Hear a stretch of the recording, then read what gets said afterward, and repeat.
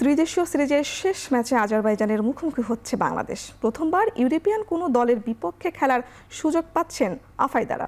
এই নিয়ে আরও জানাতে জাতীয় স্টেডিয়াম থেকে যুক্ত হচ্ছেন শরীফ রওশন। ম্যাচের তো আরও 1 ঘন্টা বাকি রয়েছে, দর্শক সমাগম কেমন দেখছেন এবং জানাবেন এই ম্যাচে বাংলাদেশ কি পরিকল্পনা নিয়ে এগোতে পারে বা নামতে পারে বলে জানতে পেরেছেন, জানাবেন। পুতুল, আপনি যদি আমার পেছনে দেখে থাকেন তাহলে দেখবেন অনেক ভিড় দর্শকদের। আসলে সেই দর্শক আসলে বাংলাদেশ আজারবাইজান ম্যাচের দর্শক না, এটা আসলে অফিস ফেরত যারা আছেন তারা কিন্তু এখানে ঢুকছেন।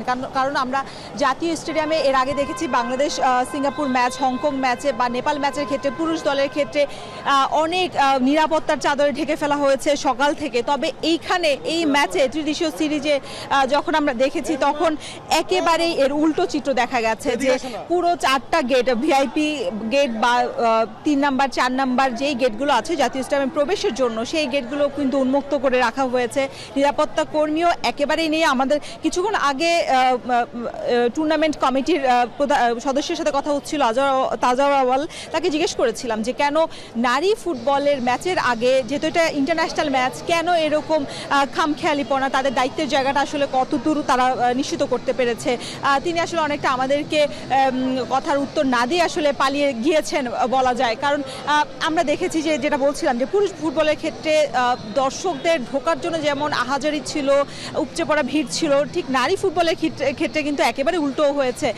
আজকে আমরা কুইকেটের সাথে কথা বলেছি, যারা বাফুফের টিকেটিং পার্টনার, তারা বলছেন এখন পর্যন্ত একেবারেই টিকিট সোল্ড হয়নি বলা যায়। সেক্ষেত্রে তারা এবার সশরীরে টিকিট, অনলাইনে টিকিটের পাশাপাশি অফলাইনে টিকিট বিক্রির ব্যবস্থা রেখেছে। তবে সেটাও আসলে দর্শকদের একেবারে আগ্রহ নেই, কারণ গতবার মালয়েশিয়ার বিপক্ষে 1-0 গোলে হেরেছে।